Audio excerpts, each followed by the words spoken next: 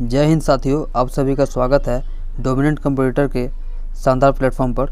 Friends, आज के इस वीडियो में हम पिछले वर्षों में आरआरबी, एएलपी और टेक्नीशियन एग्जाम में पूछे गए साइंस के सवालों को देखेंगे।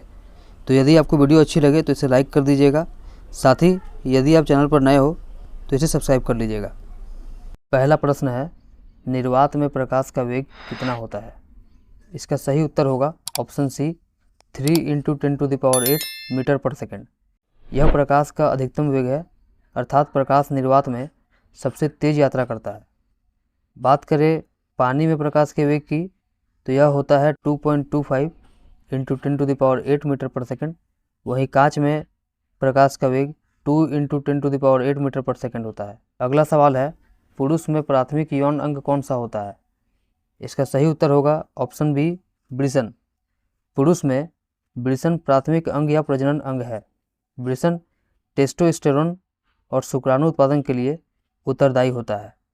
प्रत्येक वृषण की लंबाई 4 से 5 सेंटीमीटर होती है तथा इसकी चौड़ाई 2 से 3 सेंटीमीटर होती है। वहीं बात करें वृषण के वजन की तो यह लगभग 10 से 14 ग्राम होता है। अगला सवाल है, गति का पहला समीकरण किसके बीच संबंध दर्शाता है?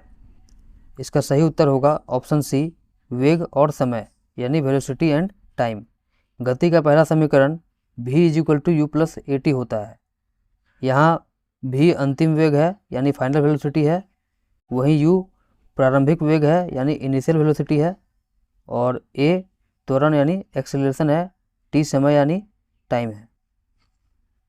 इस समीकरण का उपयोग त्वरण ज्ञात करने के लिए किया जा सकता है। अगला सवाल है, यांत्रिक ऊर्जा गतिज ऊर्जा और डैश का संयोजन है। इसका सही उत्तर होगा ऑप्शन ए, स्थितिज ऊर्जा। मैकेनिकल एनर्जी = होता है kinetic energy plus potential energy यानी ½ mv² + mgh। अगला सवाल है, निम्नलिखित में से मानव मस्तिष्क का वह हिस्सा कौन सा है जिसमें विचारों का संग्रह होता है? इसका सही उत्तर होगा ऑप्शन सी, अग्र मस्तिष्क। अगला सवाल है, निम्नलिखित में से कौन सा वैज्ञानिक ने 2 आवेशित कणों के बीच आकर्षण या प्रतिकर्षण बल के नियंत्रित करने वाला नियम दिया है? इसका सही उत्तर होगा option B, Charles Coulomb. Charles Coulomb ने 2 चार्ज किए गए कणों के बीच आकर्षण और प्रतिकर्षण के लिए नियम दिया है। अगला सवाल है, ध्वनि की पिच इसके डैश पर निर्भर करती है। इसका सही उत्तर होगा ऑप्शन डी, आवृत्ति, जिसे हम फ्रीक्वेंसी कहते हैं, और इसे स्मॉल f से दर्शाया जाता है। अगला सवाल है, निम्न में से कौन सा जीव पुनर्जनन और मुकुलन द्वारा प्रजनन कर सकता है?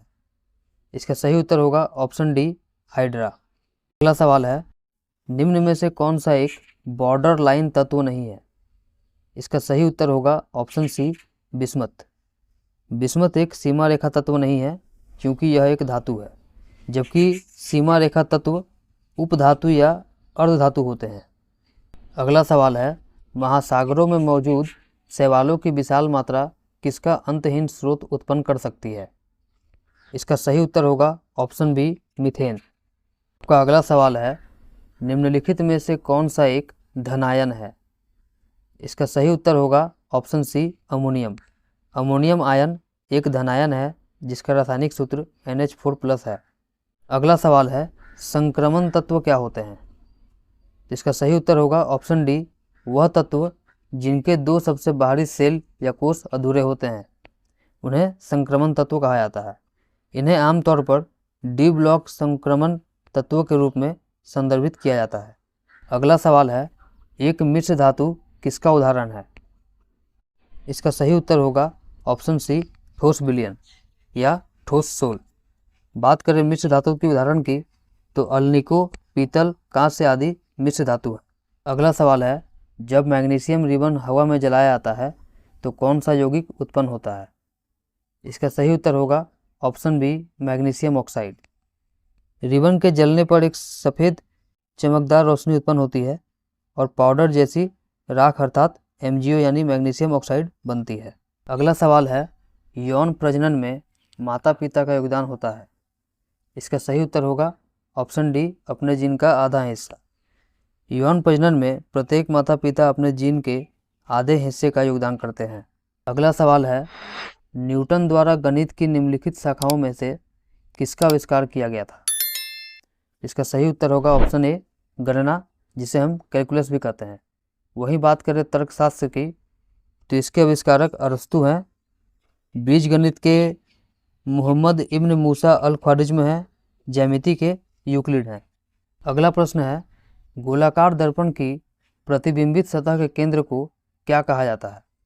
इसका सही उत्तर होगा ऑप्शन बी पोल, जिसे हम ध्रुव भी कहते हैं।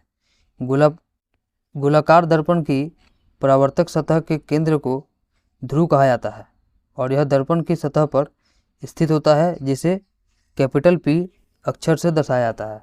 आपका अगला सवाल है, निम्नलिखित में से कौन सा कथन प्रयोग करने के लिए गलत होगा? इसका सही उत्तर होगा ऑप्शन ए एक यौगिक का एक परमाणु। अगला सवाल है, वाहनों की हेडलाइट में प्रयुक्त दर्पण कौन सा होता है? इसका सही उत्तर होगा ऑप्शन ए अवतल दर्पण। अगला सवाल है, निम्नलिखित में से कौन सी गैस चूने के पानी को दूधिया बना देती है? इसका सही उत्तर होगा option A CO2। Carbon dioxide यानी CO2 गैस चूने के पानी को दूधिया बनाती है। तो ठीक है फ्रेंड्स, आज के लिए इतना ही। मिलते हैं फिर अगले वीडियो में। अगर वीडियो अच्छी लगी हो तो इसे लाइक कर दीजिएगा, साथ ही चैनल पर नए हो तो सब्सक्राइब कर दीजिएगा, क्योंकि आपको ऐसे ही इन्फॉर्मेटिव वीडियोस मिलते रहेंगे। धन्यवाद।